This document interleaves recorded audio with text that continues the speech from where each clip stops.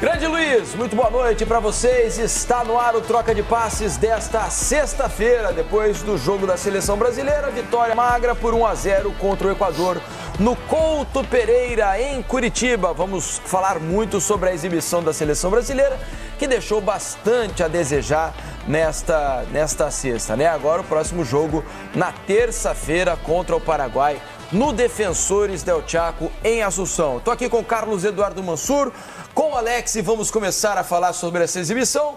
Uma exibição bastante modesta, fraca, ruim do Brasil, para a tristeza de todos nós que imaginávamos talvez uma melhora jogando dentro de casa, contra o Equador, diante da torcida, uma cidade que não recebe o jogo há bastante tempo, mas não foi o que aconteceu, Mansur. Boa noite. Boa noite, Felipe.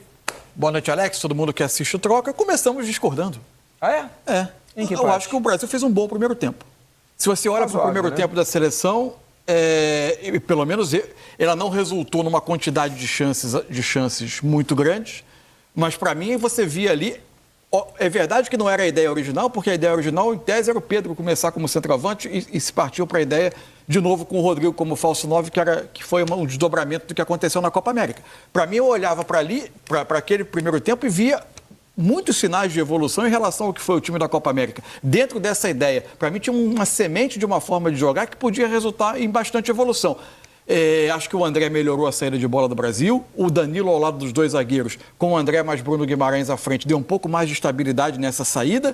Acho que o Brasil conseguiu fluir um pouco mais. E, para mim, excelente a interpretação do Rodrigo como falso 9 em termos de leitura de espaço onde ele se posicionava. Inclusive, é isso que resulta no gol do Brasil. Quem o encontra é o Paquetá, que é o nosso meia criativo hoje com maior qualidade de jogo. O que faltava é que essa formação tem como efeito colateral, por vezes, a falta de profundidade, a falta de ocupação da área e por vezes, um domínio que no resultado vai numa quantidade de chances muito grande. Mas, no todo, para mim, foi um primeiro tempo satisfatório de um time que dava sinais de que, a partir dessa ideia, pode evoluir. O que me assusta é o contraste entre primeiro e segundo tempo. Aí, sim, bastou o Equador passar a individualizar a marcação na pressão, a partir da saída de bola do Brasil, marcando no campo do Brasil com uma pressão, com uma referência mais individual, o Brasil voltou a sofrer muito para fazer a bola sair de trás, o time se distanciou, não teve mais aproximações, viveu de bolas longas e aí perdeu completamente a rédea que tinha do jogo. Mas no todo, eu acho que o primeiro tempo do Brasil foi bom. O segundo tempo eu achei muito fraco. Alex, boa noite. Queria a sua primeira impressão sobre o que foi o jogo dessa noite lá em Curitiba. Tudo bem, Alex? Boa noite, Felipe. Beleza? Mansur, todo mundo que está em casa. Você vê, se fosse ao contrário, a gente parece que termina o jogo, né? Se fosse o primeiro tempo, no segundo, a gente terminaria um pouco mais satisfeito. É lógico que o momento é tenso, fez primeiro o que tinha que fazer, que era vencer o jogo, e deu para perceber que essa equipe, ela tá jogando sim com essa tensão, para jogadores tão grandes, assim, acho que dentro de casa, naturalmente, eles poderiam até render mais, ter um pouco de atitude a mais, mas eu não sei o que eles bolaram como estratégia. Primeiro tempo, lógico, melhor do que o segundo, mas nós tivemos dificuldades pela beirada.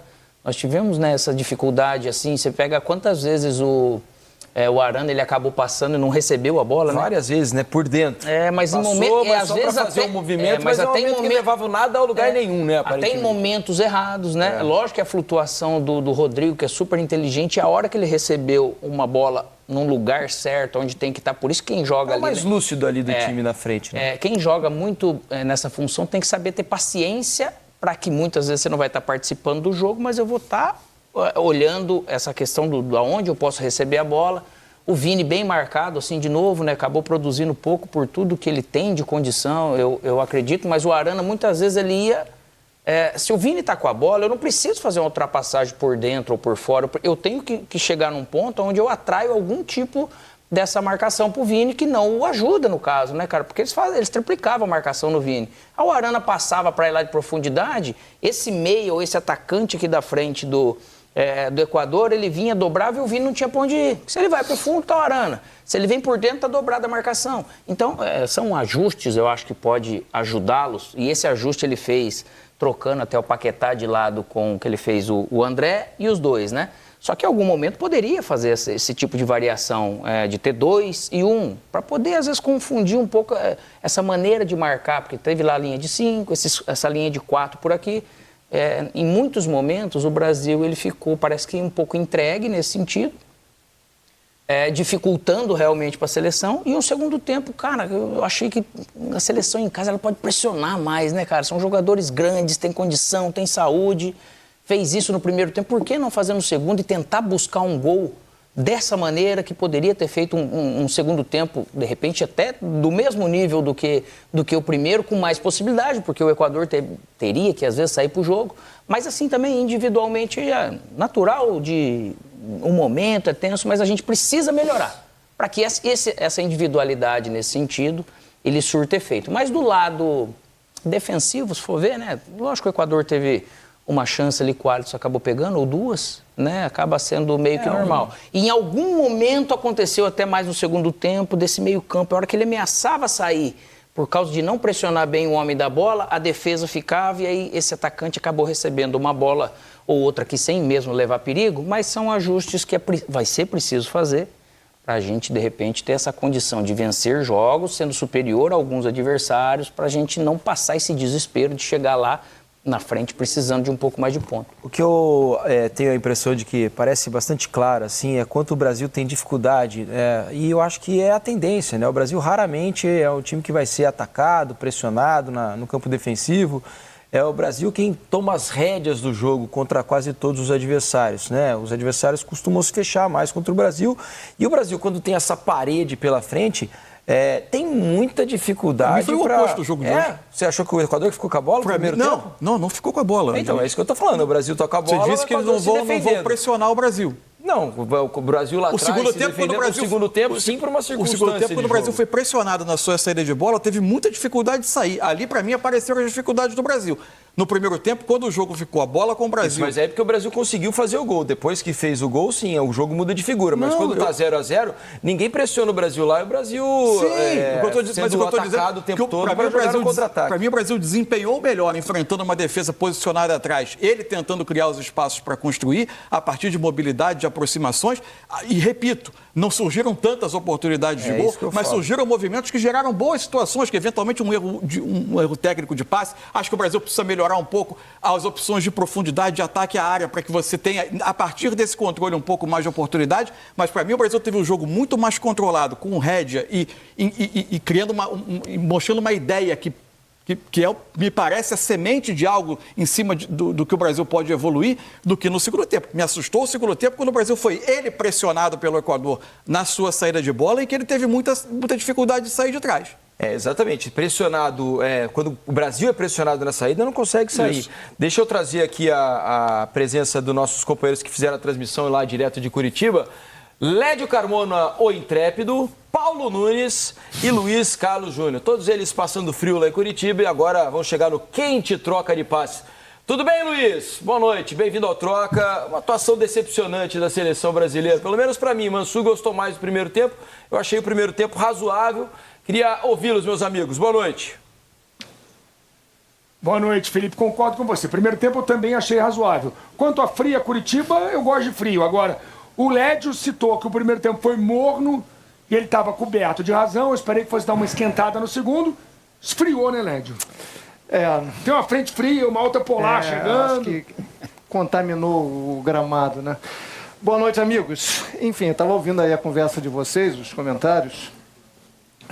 Eu estou mais por... Raramente eu discordo do Mansu. Hoje eu não vou discordar, mas eu vou pender mais para o lado do Felipe, porque eu acho que o primeiro tempo do Brasil também não foi empolgante. Foi melhor que o Equador, mereceu fazer 1-0. Foi melhor que no segundo tempo, mas muito longe do que a gente imagina com uma seleção brasileira. E eu não estou nem falando de uma seleção pronta, uma seleção mesmo em formação.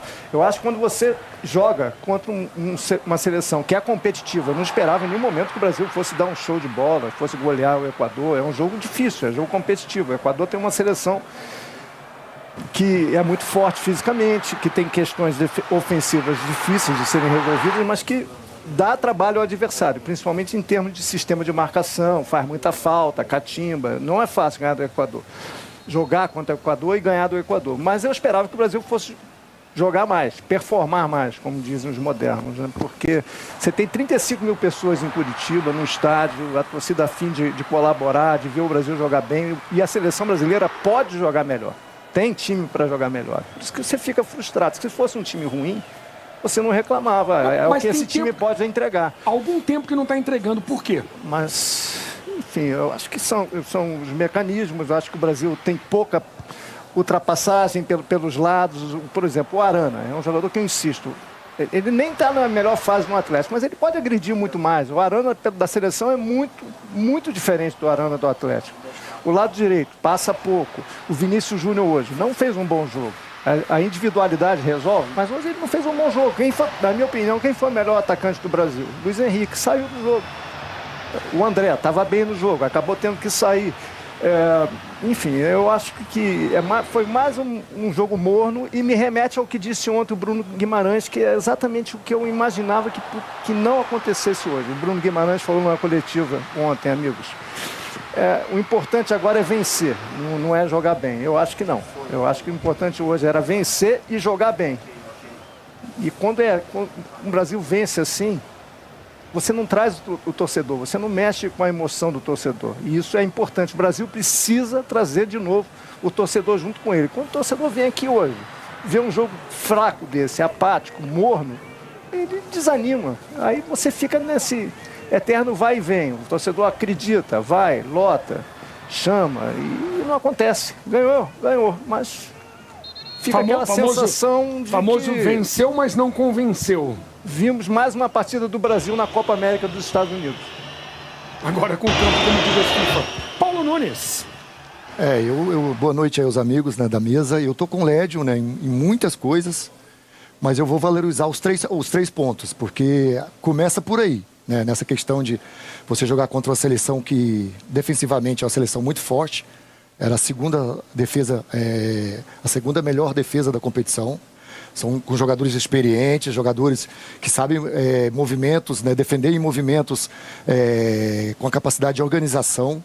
Eram 2 a 3 jogadores que ficavam em cima dos jogadores de lado da seleção brasileira, também pelos erros da seleção, né, porque foi uma seleção lenta, uma seleção que na transição demorava demais virar essa bola de um lado para o outro para encontrar os seus atacantes de lado, né, pelo menos no mano a mano ou com um jogador na sobra.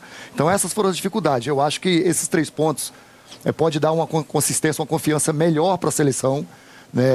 A gente, quando vê que a situação não está tão bem, né, com o desempenho, com o jogo coletivo, com a individualidade, né, o jogo coletivo, quando não está bem, a individualidade cai também de produção, né? E a seleção brasileira está assim. Então só tem um jeito, uma questão, né, de você vencer, trazer confiança para esses jogadores. Muito abaixo também, eu concordo com todos as pessoas que estão falando aqui sobre a baixa criatividade da seleção. Só que a gente tem que valorizar, né, um jogo difícil, um jogo com a seleção equatoriana que traz dificuldades. A seleção brasileira, em alguns momentos do primeiro tempo, marcou pressão. Quando marcou pressão, a seleção do Equador tinha dificuldade nessa construção. A seleção brasileira, no primeiro tempo, fez um jogo de razoável para bom. No segundo tempo, ela abdicou de jogar, né? Ela desceu as linhas, não quis atacar, não quis produzir. E aí, as substituições também, e aí me chamaram a atenção, que eu achei que fosse mudar, não mudou, né? Os jogadores não entraram bem. E aí entra aquela questão do jogo coletivo, que mesmo os jogadores que poderiam individualmente melhorar a seleção, não melhorou. Mas aí é isso, eu acho que, na minha opinião, esses 3 pontos é importante para dar uma acalmada no Dorival, né, para ele poder trabalhar um pouquinho mais e dar confiança aos jogadores. Eu queria colocar um tema em debate, porque você citou durante o jogo que a ausência de um 10, de um cara de criação, é muito flagrante na seleção brasileira e que esse nome seria o do Neymar. É o único. Eu até comentei isso, que, vendo a seleção jogar, não é que eu acho que é fundamental, mas o Neymar tem lugar nesse time. Você não pode abrir mão do Neymar hoje. Com essa dificuldade que o Brasil tem de se impor, de criar, de dominar o meio-campo, o Neymar, se tivesse bom, estaria jogando, estaria comandando o time, naturalmente, porque não tem.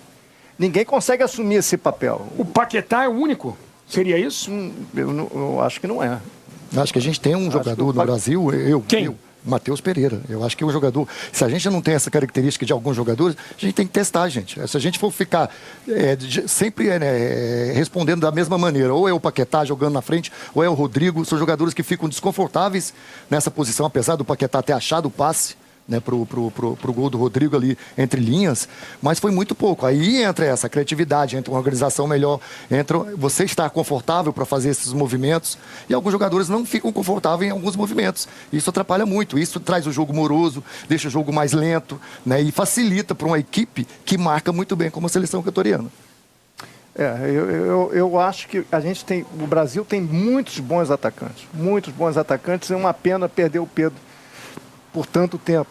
Seria titular hoje, merecia ser titular, é o melhor atacante, o melhor centroavante da América do Sul. O Brasil vai ficar sem o Pedro e o Flamengo também por quase 8, 10 meses, é muito tempo. Agora, Savinho, não estava aqui hoje, Vinícius, Rodrigo, Rafinha, Endrick, cara, é muito atacante. O Endrick estava, mas e você tem que procurar.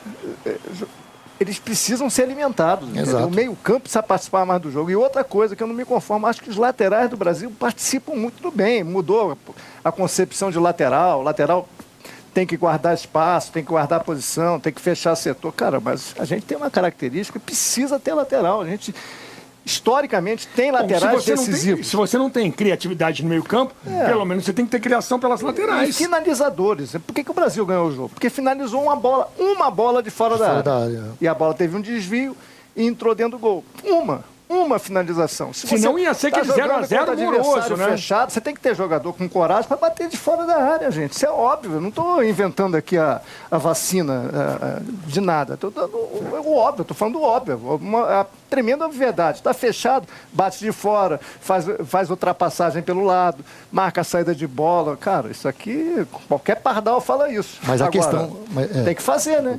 A questão do lateral, eu concordo muito com você, Led, porque assim, a gente acha que os pontas atacantes, você dando a bola para eles vão resolver tudo. E não é assim, né? Quando você pega mano a mano, quando você gira de um lado para o outro e pega esse jogador com a capacidade de 1 para 1, é diferente. Quando você tem uma dobra, aí o lateral não passa. A gente comentou sobre isso. O Danilo passou uma vez, se eu não me engano, no segundo tempo. Foi um cruzamento errado lá no segundo pau. Então, assim, se você não tem uma ajuda do meia para se apresentar do lado do atacante, para fazer 1-2, para fazer uma tabela, né? Quando tiver 2, você tem que fazer uma tabela. Não dá para você driblar 2, 3 ao mesmo tempo. Às vezes, uma vez dá, toda hora não. E quando esse lateral não aparece, você deixa o atacante sozinho para resolver várias questões, e aí fica difícil. Gente, e só para devolver para vocês, a gente está falando da seleção brasileira, que fala, ganhamos 5 títulos, somos pentacampeões mundiais. Você não pode passar o segundo tempo inteiro sendo dominado pelo Equador. O Equador é uma seleção competitiva. Eu não estou falando que o Brasil era para golear o Equador, não é isso. Não ia golear, eu nunca imaginei isso. Mas não pode ser dominado por uma seleção que tem uma dificuldade enorme de atacar, de construir, de criar. E o Brasil ficou ali, acuado, dando chutão para frente, devolvendo a bola. O Equador vinha, devolvia para o Brasil, diante de 40 mil torcedores. É a seleção brasileira. Desculpa, tem que jogar mais, tem que jogar. Faz parte do significado da seleção. Jogar bem, entregar. E o Brasil não está entregando. Pelo menos ser dominante, né? Jogando em casa, diante de tanta gente e contra um adversário que não é nenhuma potência do futebol mundial, né? O Equador é um time competitivo. É um time competitivo, por exemplo, empatou com a Argentina na Copa América nas quartas de final e foi eliminado nos pênaltis. Na mesma eliminatória da Copa foi a Argentina e perdeu apenas por 1-0 também. É um time competitivo, mas o Brasil pelo menos tem que assumir as rédeas do jogo, né? Deixa eu agradecer aqui Luiz Carlos Júnior, Lédio Carmona, Paulo Nunes, já tá tarde lá em Curitiba, vão descansar. A gente vai seguir o papo por aqui. Obrigado, meus amigos. Bom descanso. Ih, olha só, tem coraçãozinho. O Lédio ameaçou a fazer... Coração, beijo. Esquentou a noite bonito, aqui que tava hein? fria. Obrigado, meus amigos. Valeu. Vamos continuar galera. o papo Boa aqui noite. com Carlos Eduardo Mansur e com o Alex para a gente falar um pouco mais sobre essa seleção. Eu tenho a impressão, assim, defensivamente o Brasil controlou razoavelmente o jogo ali, não correu tantos riscos, né? O Equador teve acho que 2 chances ao longo do jogo. Agora eu queria insistir no nosso jogo do meio para frente, porque eu acho que faltam movimentos, como eles estavam dizendo ali, para mim faltam movimentos para ajudar os pontas. Os pontas também, em que pese precisem melhorar o seu jogo, uma questão particular deles também, de melhorar, de jogar mais. O Vinícius não pode jogar tão pouco quanto joga na seleção brasileira. Luiz Henrique foi um pouquinho melhor. Acho que o Rodrigo é o mais lúcido dos jogadores da frente. Os movimentos precisam ser mais coordenados. O Brasil faz muito pouco coletivamente para furar times que estão se defendendo bem, como o Equador. Não acha, Alex? Eu acho que sim, porque eles têm um potencial, acho que é muito grande essa seleção, assim, individualmente, né? Se a gente fosse falar com a maioria, quem que você escalaria, quem você tiraria, eu não acho a escalação ruim dos jogadores, essas escolhas, entende? Igual da convocação, enfim. Só que às vezes tem escolhas que ao mesmo tempo elas acabam não se encaixando para ir. Você vê o lance que passou ali do André, dele vir, rouba a bola, dá uma pifada, que o Vini estava bem posicionado entre dois zagueiros. Só que, além da gente falar de pressionar, isso aí também é uma boa jogada dos movimentos. Passou, né? E não você vê lá onde está vez. posicionado o Rodrigo, né? Então, né, nesse sentido, eu acho que a seleção brasileira, e principalmente essa questão de posicionamentos do Vini, hoje você vai jogar contra um time, tem 3 zagueiros, 2 alas que ficam encaixados, e às vezes se eu não tenho ninguém em profundidade, o Brasil poderia até ter uma supremacia maior no meio, concorda? Ele ia criar uma superioridade ainda maior. Aí uma bola também que o Vini estava longe, né? Na verdade, acabou não dando tempo de Demorou chegar. A fechar, né? Mas tem coisas, sim, naturalmente, para melhorar. Eles sabem disso. Nós não estamos aqui ninguém querendo botar uma pedra em cima do trabalho, que a gente torce contra, que a gente é crítico demais, que parece que a gente não torce para a seleção. Não, nós estamos analisando algo e tentando ser ponderados sempre no ponto daquilo que a gente vê, porque vão vir enfrentamentos e compromissos pela frente que vão aumentar cada vez mais o nível de dificuldade. E é óbvio que o brasileiro ele tem uma expectativa muito grande. Só ver a bela festa, ficou lindo o Couto Pereira de verde e amarelo, né? E saiu um lance, você vê que ele acabou dominando um ruim e mal e depois ficou mais sem ângulo. Mas são jogadores, eu falo assim, que às vezes a gente gosta muito de condenar, eu falo assim, o torcedor brasileiro, né, no geral, e é muito fácil a gente só bater. O fato de bater ou não bater não é nem a questão dessa. Mas é de condenar esse atleta como se ele não pudesse. E às vezes a gente piorar aquilo que de repente ele não está tão ruim. Mas hoje, realmente, jogando em casa para fazer um segundo tempo da maneira que foi, que você poderia... O Brasil não foi. Então gera essa dúvida na gente, com jogadores que são bem escolhidos, acredito eu. Só que por alguma coisa que eu não consigo ainda interpretar a maneira de jogar que foi do Diniz, que é diferente do coisa, que você escala, você faz, e parece que não potencializa. Então tem muito dessa questão da individualidade. É o Neymar, lógico que o Neymar vai fazer diferença, mas só o Neymar, eu falo assim, uma individualidade, para um processo de um time, pode ser que também não faça essa engrenagem funcionar um pouco mais. Para falar de coisa boa... o André fez um grande jogo. Para mim, o melhor jogador em campo foi o André. Em todas as fases do jogo, ele foi muito bem. Tem algo a mais a destacar sobre pontos positivos, Mansur, além do que você já disse no primeiro tempo? Assim, a questão que você colocou dos pontos, eu acho que são processos, tudo são processos, assim. Mas não tá lento, Mansur? Não, gente. Porque assim, tivemos... O Dorival teve 30 dias durante a Copa América para treinar os jogadores, foram 6 jogos. Né? Eles se distanciam 2, 3 meses, eles vão para os clubes, eles têm outros estímulos, eles se reúnem. Seleção, né? Por isso, então, esse é o ponto. O Equador que estava em campo hoje, pega a eliminatória do Equador. O Equador perdeu de 1-0 para a Argentina. O Equador ganhou do Uruguai de 2-1. O Equador empatou com a Colômbia de 0-0. Para pegar 3 times que estão se destacando no cenário sul-americano. A realidade do jogo de seleções é essa. É de dificuldade de implantar processos, modelos. Por isso que não tem uma imposição de um lado sobre o outro. O mundo do futebol de seleções é da dificuldade, da igualdade, das vitórias magras. Não significa que está tudo certo, que está tudo resolvido, que a seleção vai ser espetacular. A gente não tem essas sinalizações ainda. O segundo tempo da seleção, quando pressionada, me assusta. Agora, o primeiro tempo, para mim, eu insisto, ela parecia uma seleção que apresentava uma ideia de jogo que evoluindo na execução dela... Como se fosse uma base mínima. Uma base para você, um pilar para você evoluir. Então, eu acho... O André, para mim, qualificou a saída. Aliás, inclusive, encontrando alguns passes que quebravam linha de marca, encontravam janelas entre volantes por vezes, encontravam espaços para uma metida de bola. Até mais do que eu imaginava, eu sempre vi o André como um jogo mais curto do que um jogo mais de profundidade. E acho que, agora, aí quais são as questões que dentro desse modelo você precisa evoluir? Uma delas, para mim, é clara e eu concordo. Acho que a sua pergunta toca num ponto essencial. As aproximações que o Brasil consegue gerar por dentro, ele precisa gerar também para os pontas não terem um jogo muito travado. Tá muito claro, né? Sabe qual é a sensação por vezes? Que você pega os 3 homens que fazem a saída de bola, mais os pontas, eles fazem um perímetro de jogo em que eles ficam demarcando um limite e por dentro as coisas acontecem. Mas você precisa colocar esses homens de fora no jogo também. Porque eles são jogadores muito criativos. O Vini tem uma questão, eu acho, que de uma ansiedade dele por render na seleção que talvez esteja atrapalhando. Mesmo com dadas as dificuldades coletivas, acho que ele pode apresentar individualmente mais. O Luiz Henrique, eu acho que foi hoje uma questão um pouco diferente.